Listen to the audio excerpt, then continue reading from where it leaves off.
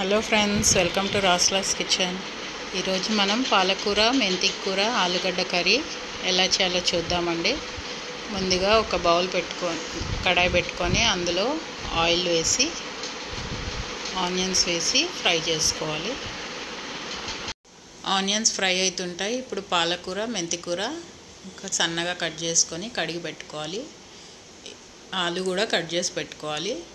ఇప్పుడు ఫ్రై అవుతున్న ఆనియన్లో మనం కడిగి పెట్టుకున్న పాలకూర, పెద్ద మెంతం కూర రెండు వేసి బాగా కలుపుకోవాలి.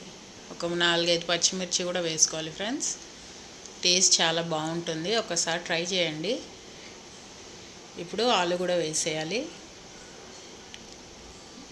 వేసిన తర్వాత రెండు బాగా మిక్స్ చేసుకొని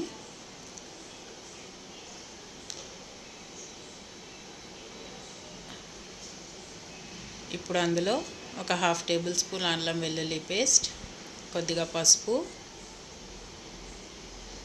ఉప్పు కొద్దిగా చూసి వేసుకోండి, ఎందుకంటే మనకు పాలకూరలో కొద్దిగా సాల్ట్ ఉంటుంది. కొద్దిగా ఉప్పు వేసుకొని ఒక 1-1.5 టేబుల్ స్పూన్ కారం వేసుకోవాలి. కారం కూడా మీ రుచికి సరిపోయినంత వేసుకోండి.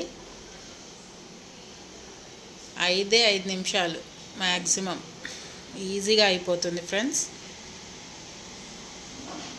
చూడండి, ఆలు ఉడికిందంటే అంతే, మనకి యమ్మీ పాలకూర, మెంతి కూర, ఆలుగడ్డ కర్రీ రెడీ.